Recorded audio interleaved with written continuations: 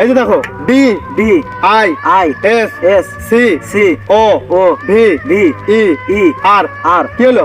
তেলের ট্যাঙ্কি। ওরে, এটা লোন নিয়ে তোমাকে আমি তালাক দেবো, অশিক্ষিত মূর্খ বর্বর ফকিরনি। আর এটা হলো তেলের ট্যাঙ্কি না, এটা হলো ডিসকভার। যাও, কি করো তুমি? মানে গাড়িটার সমস্যাটা কি আমি বুঝলাম না। আর তোমার বাবা আমাকে কি গাড়ি দিল? হ্যাঁ, কি গাড়ি যৌতুক হিসেবে দিয়েছে যে এক গাড়ি এই 5 মিনিটের রাস্তা আমার শ্বশুর বাড়ি, এটা 10 বার বন্ধ হলো। আমি এই গাড়ি দিয়ে পারি না। তুমিও যেমন, তোমার বাবার দেওয়া গাড়িটাও তেমন। এমন একটা ধ্বজভঙ্গ গাড়ি দিতে, গাড়ি স্টার্ট নেয় না। আর ভালো লাগে না কিছু। জোরে ধাক্কা দাও, আরো জোরে। এই আমার শরম করে। শরম? আর কিসের শরম? ধাক্কা দিতে কিসের শরম? তোমার আবার কি লজ্জা করে নেই? হ্যাঁ, এই ধরনের পুরাতন একটা ওল্ড মার্কা গাড়ি আমাকে দিয়েছে। তুই যে এটা পাইছিস এটাই বিশাল। মানুষ প্রেম করে বিয়ে করলে এটা খেতেও পায় না। আর তুই যে গাড়ি গিফট করছো তোরে, তুই যেন হলে প্রেম করতি, ওই যে তোর বন্ধুর একটা ভাঙা আছে সাইকেল নিয়ে, ওটা ঠিক মতো নিয়ে আসতে পারতি না। চাইলে তোর দোকান দিত। বড় বড় কথা কয়। সাথী, তুমি পাবলিক প্লেসে এই ধরনের সত্যি কথাগুলো কেন উন্মুক্ত করো? আচ্ছা, দুষ্টুমি করছো সাথী? পাতলি কামারিয়া মরে ধাক্কা মারো। প্রশ্নটা তুমি আপাতত হাতে নাও তো। ধাক্কা মারো। আচ্ছা, ওকে সাথী, চলো আমরা চলে যাবো। এবার এক ধাক্কায় আমরা ইনশাল্লাহ বাসা চলে যাবো। ঠিক আছে। আচ্ছা, একটা কথা বলো কিন্তু আমারে, সে বাড়ি থেকে তুমি গাড়িটা ঠেলে ঠেলে আনতাছো, চালাইতেছো না, কি সমস্যা? তেল নেই নাকি? না চালাইতে পারো না? চালাতে পারি না সাথী? তুমি তেল নেই কথাটা বললে, এটা তো আমি কিছু মনে করিনি, কিন্তু তুমি আমাকে কিভাবে বললে যে আমি গাড়ি চালাতে পারি না? ঠেলতেছো কি? সাথে আমি যদি গাড়ি চালাতে না পারি তাহলে তোমাকে চালাই কিভাবে? মিনছে আমার আবার চালাই, বড় গলায় কথা কয় আবার। না, আগে বউ চালানো শিখো, পরে গাড়ি চালানো শিখো। তাতে ধরো নেগেটিভ পজিটিভ কথা বলো না তুমি। আচ্ছা, তুমি গাড়ি চালানো কি লেগা? আমার গাড়ি তুলে নাও, আমি হেঁটে যেতে পারবো না। সাথে আমি যদি মুখ খুলি তাহলে তুমি লজ্জায় মুখ দেখাতে পারবে না সাথে আমার সামনে। তুমি বড় বড় লেকচার মারিও না, তুমি কি মুখ খুলবা? আরে আজকালকার তুমি দেখো নি, আজকালকার স্টাইলিশ ছেলে পেলেগুলো, আজকালকার গাড়ি স্ট্যান্ড করিনি না। আমি আগে তোমাকে অপমান করবো, তারপর গাড়ি উঠাবো।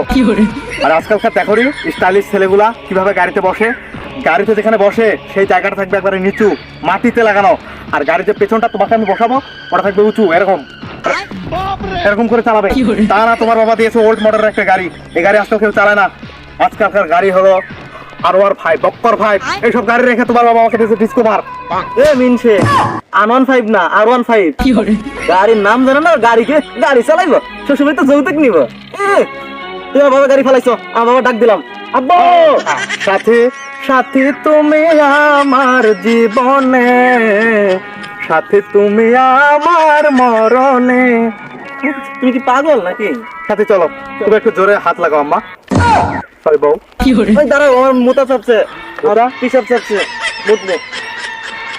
মানে আমি কার সাথে থাকি? তোমার এই সময় মুতা পেলো?